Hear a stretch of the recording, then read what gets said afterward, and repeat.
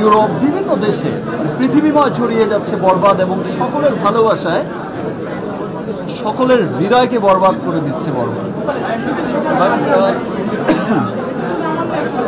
আমার শখ কিন্তু এখনো পূরণ হয়নি, আর এটা আমার শখ না, এটা হচ্ছে আমার নেশা, আমার পেশা, আমার হচ্ছে চলচ্চিত্র হচ্ছে আমার, এই ফিল আমি বোঝাতে পারবো না যে চলচ্চিত্র আমার কি। আমি আমার চলচ্চিত্রের যাত্রা শুরু করেছিলাম যখন আমি ইন্টার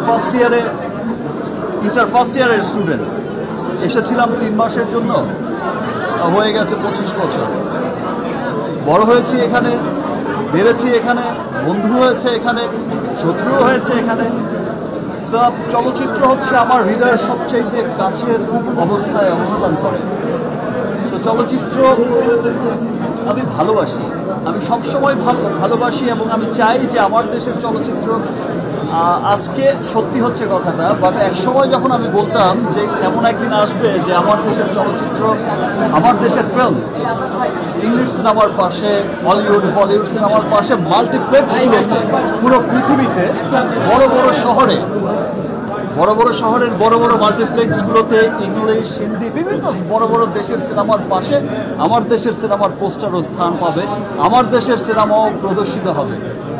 এখন কিন্তু কয়েক বছর ধরে আমরা দেখছি যে সেটাই হচ্ছে, এবং ইন্টারন্যাশনাল যাত্রা ডে বাই ডে বেড়েই চলেছে, শুধু সামনের দিকে এগিয়েই যাচ্ছে। গত বছর আমরা যেমনটা দেখেছি ইন্টারন্যাশনাল যাত্রা, এবছর আরও অনেক বেড়ে গেছে। ইনফ্যাক্ট আমি তো নর্থ আমেরিকায় আমার প্রযোজনা প্রতিষ্ঠান এসকে ফিল্মস ইউএস, সেটা নর্থ আমেরিকায় ডিস্ট্রিবিউশন করছে। আমরা যেই সব শহরে, আপনারা জানেন যে স্টার সাউন্ডে চলছে, ইতিমধ্যে হলিউডের 2টো সিনেমা ব্লকবাস্টার হয়ে গেছে, তারপরেও আমরা যে শো পেয়েছি অনেক, এবং যেই শো ডিক্লেয়ার করার 3-4 ঘন্টার মধ্যে কিন্তু সোল্ড আউট হয়ে গেছে। অ্যান্ড হল কর্তৃপক্ষ সেই সমস্ত দৃশ্য দেখে, Rigel and the other cinema, সেই সমস্ত দৃশ্য দেখে সেই চেইনগুলো কিন্তু আমাদের সিনেমার শো অনেক বাড়িয়ে দিয়েছে, 2টা, তারপরে করে দিল 3টা।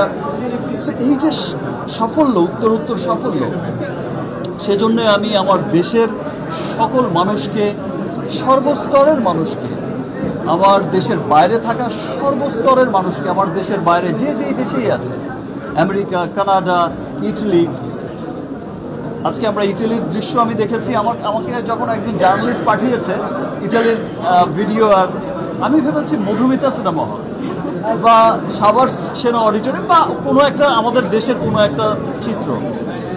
সো আমি এটা ভাবতে পারি না, আমি ভেবেছি আজকের দিনে মধুমিতা বা অন্য কোনো সিনেমা হলে প্যাকআপ হচ্ছে বা উইকডেতে, এটা তো হচ্ছে, আমি নর্মাল নিয়েছি। আমি যখন নিচে লেখা পড়লাম যে এটা রোমের, মেবি রোম, সো আমি যখন দেখলাম যে এটা রোমের দৃশ্য, তখন আমি বলে বোঝাতে পারবো না আমার কি আনন্দ লেগেছে। এই যে মানুষের উচ্ছ্বাস, দেশের বাইরে থাকা মানুষের উচ্ছ্বাস, অস্ট্রেলিয়া, নিউজিল্যান্ড রিলিজ হচ্ছে সামনে, এর বাইরে ইংল্যান্ড, আয়ারল্যান্ড, ইউরোপ বিভিন্ন দেশে পৃথিবীময় ছড়িয়ে যাচ্ছে বরবাদ, এবং সকলের ভালোবাসায় সকলের হৃদয়কে বরবাদ করে দিচ্ছে বরবাদ। একটা প্রবাদ আছে, মর্নিং শোজ দ্য ডে। আমরা যখন দেখি একটা সিনেমার ওপেনিং, দেখি একটা সিনেমার কিছুদিন রান যখন করে, তখন কিন্তু সেটা বোঝা যায় যে এটা কি লং রানের ঘোড়া হবে, এটা কতটা গিয়ে ঠেকতে পারে, কোন জায়গায় গিয়ে পৌঁছতে পারে। আর আরেকটা কথা বলে যাই, আপনারা অনেকেই হয়তো ভাবছেন যে বরবাদ হচ্ছে লাস্ট ফিল্ম, যেটা হচ্ছে 100 কোটিতে গিয়ে পৌঁছবে, বাট আই থিঙ্ক যে এটা হচ্ছে মানে শুরু হলো, এটা শেষ না, এটা শুরু হলো। যে আজ থেকে গত বছর আমরা তুফান দেখেছি, তুফান যে পরিমাণে বিজনেস করেছে, এবছর আমরা বরবাদ দেখছি, তার চাইতেও আরও ভালো বিজনেস করছে। আগামীতেও যে সিনেমাগুলো আসবে ইনশাআল্লাহ, সেই সিনেমাগুলো তার চাইতেও আরও অনেক বড় বিজনেস করবে। আমি আপনারা একটা বিষয় লক্ষ্য করলে আমাদের পার্শ্ববর্তী দেশেই দেখবেন যে তাদের বড় ইন্ডাস্ট্রিতে এক সপ্তাহে 100 কোটি টাকা সেল হয়েছিল, সেটা ছিল তাদের কাছে বিরাট বড় ব্যাপার তৎকালীন সময়, এবং তারা খুব এক্সাইটেড ছিল এই 100 কোটি টাকার সেল নিয়ে।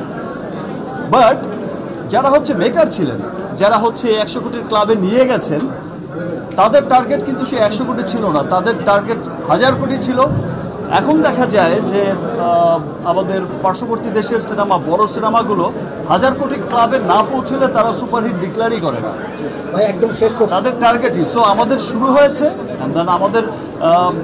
আমাদের দেশের মানুষ, আমাদের দেশের সর্বস্তরের মানুষ, এবার আমি আমার দেশের সর্বস্তরের মানুষকে ধন্যবাদ জানাবো আবারও, বিকজ এবার আমি যখন শুটিং করছিলাম, আমি যখন শুটিং করছিলাম এই কিছুদিন আগে, এই কয়েকদিন আগে আমাকে কিছু মানুষ এসে যখন বলল, তারা সিনেমার কোর মানুষ, তারা যখন এসে বলল যে দিস ইজ দ্য ফিল্ম যেটা গুলশান থেকে গুলিস্তান সবাই দেখছে। প্রথম কথাটা বুঝিনি, গুলশান আর গুলিস্তান কোথায়? দুই জায়গায় তো সিনেমা হল নেই, গুলশানও সিনেমা হল নেই, গুলিস্তানও সিনেমা হল নেই। ভাই ব্যাপারটা ওই রকম না, মানে গুলশান টু গুলিস্তান মানে সব শ্রেণীর মানুষ, সেটা যেমন আপার ক্লাস যেটা বলছে তারা, গুলশান মিন্স আপার ক্লাস বোঝাতে চেয়েছে, আর গুলিস্তান মিন্স একটু সাধারণ মানুষকে বোঝাতে চেয়েছে, আমাদের মতো নর্মাল পিপলকে। সো বলছে যে গুলশান টু গুলিস্তান সর্বস্তরের মানুষ দেখছে, এবং যেই চিত্র আমি দেখেছি মাল্টিপ্লেক্সগুলোতে, যেই চিত্র আমি দেখেছি সিঙ্গেল স্ক্রিনগুলোতে, এই ভালোবাসা অব্যাহত থাকলে এবং যেই চিত্র আমরা দেখছি দেশের বাইরে যেখানেই যাচ্ছে সেখানেই কিন্তু বরবাদ জোয়ার বয়ে, মানে ভালোবাসায় সবাইকে বরবাদ করে দিচ্ছে। এই ভালোবাসা অব্যাহত থাকলে দেশ বিদেশের বাঙালিদের মধ্যে, বাংলাদেশিদের মধ্যে ইনশাল্লাহ আমরা এই 100 কোটির ক্লাব কোনো একদিন আমরা বলবো যে ভাই 1000 কোটিতে তো পৌঁছে গেছে ইনশাল্লাহ।